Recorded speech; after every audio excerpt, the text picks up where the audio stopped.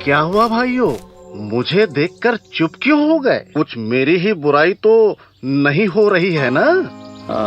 बुराई तो नहीं, पर बात तुम्हारी ही हो रही थी। मेरी बात क्या कर दिया है मैंने? सुना है तुम सुबह सुबह चोरी चोरी जाते हो लोटा लेकर। बेटा, बात तो शर्माने की ही है, पर ये बताओ तो घर में शौचालय होने के बावजूद तुम्हें खेत की ओर जाने की जरूरत क्यों पड़ रही है? क्या बताऊं काका, ये मेरा शौचालय है ना, रोज रोज मुझे नई समस्या देता है। मैं क्या, बच्चे भी शौचालय में नहीं जाना चाहते। हाँ, क्या हुआ? हम दोनों साथ साथ ही तो बनवाए थे। हाँ भाई, पर मैं इस शौचालय से तंग आ गया हूँ। कई बार इसकी टंकी भर गई है।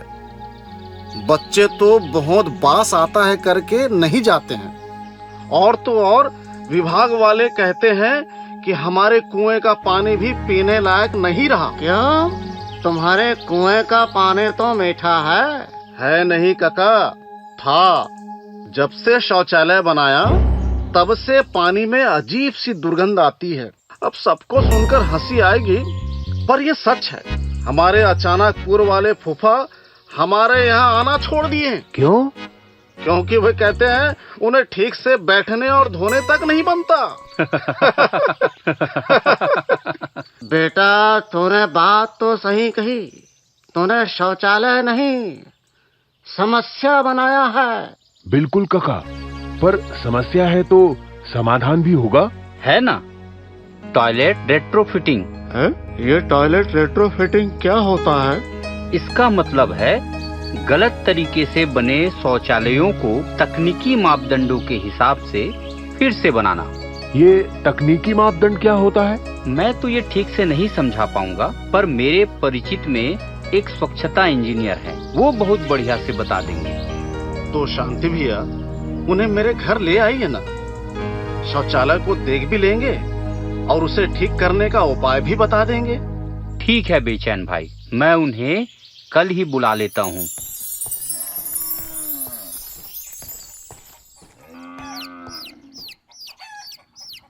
बेचैन भाई, बेचैन भाई। अरे आओ भाई आओ। ये समाधान कुमार है, आपकी समस्या के समाधान भी। आइए बैठिए। बैठेंगे बाद में, पहले आपका शौचालय देखते हैं। चलिए। आपके शौचालय के निर्माण में कई तकनीकी खामियां दिख रही हैं। चिंता मत करिए, ठीक हो जाएगा। इसे ठीक करने में बहुत पैसे लगेंगे। पैसे थोड़े खर्च तो होंगे, पर इससे आपकी समस्या का अंत भी होगा। यानी ये खर्चा अच्छा है। जैसे शौचालय बनाने के लिए सरकार से पैसे मिले थे, इसके लिए भी मिलता तो ठीक था।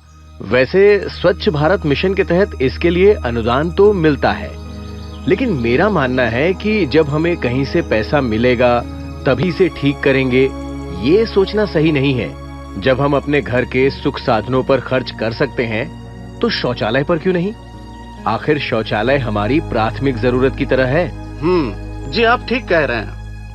बताइए ना, कैसे ठीक कर सकते हैं? देखिए, शौचालय बनाने के कुछ तकनीकी मापदंड हैं। जैसे हमारे यहाँ ज्यादातर लिच पिट और सेप्टिक टैंक वाले शौचालय बने हैं।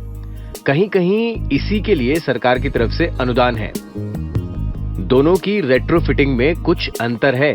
जैसे आपका शौचालय लिच पिट है, इसे सिंगल लिच पिट वाला बनाया गया है। जब ये भर जाएगा तो आप क्या करेंगे? इसीलिए एक और लिच पिट बनाना होगा। और देखिए, ये दोनों लिच पिट बने हैं और इसे जंक्शन चैम्बर के जरिए जोड़ दिया जाएगा। जब कभी ये भर जाता है तो दूसरे में मल चला जाता है। जब तक ये भरेगा तब तक पहले वाले का खाद तैयार हो जाएगा। फिर आप इसे निकालकर खाली कर सकते हैं। दूसरी गलती, आपके लिच पिट में गैस पाइप लगा हुआ है। ये पाइप सेप्टिक टैंक में लगता है। अच्छा, इसी की वजह से तुम्हारे शौचालय में बास आता है। बिल्कुल। कुएं के करीब आपने लिच पिट बनाया है। कोई भी जल स्रोत से ये कम से कम 10 मीटर दूर होना चाहिए। ये तो रही नीचे के हिस्से की बात। अब आते हैं शौचालय पर। आपके शौचालय में रोशनदान नहीं है, सीट और दीवार बहुत करीब है। इनके बीच की दूरी कम से कम 9 इंच होनी चाहिए। रेट्रोफिटिंग से जुड़ी कुछ और तकनीकी बातें हैं जिसे सबको समझना चाहिए। शौचालय के उपयोग हेतु पर्याप्त जगह होनी चाहिए।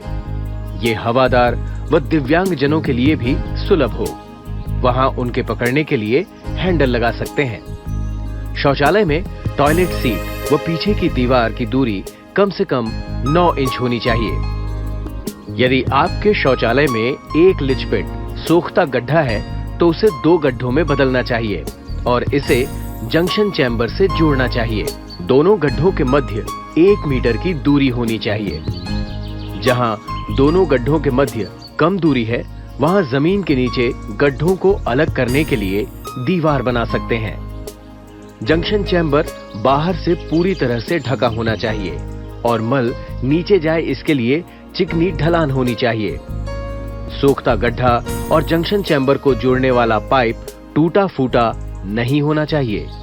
किसी भी पेयजल स्रोत से गड्ढों की दूरी कम से कम 30 फीट होनी चाहिए। जल भराव वाले क्षेत्रों में गड्ढे के ऊपरी हिस्सों को बाढ़ के पानी के स्तर से ऊपर उठा होना चाहिए और किनारे ठीक से सील होने चाहिए। सेप्टिक टैंक हर तरफ से सील होना चाहिए और वह सोखता गड्ढा से जुड़ा होना चाहिए।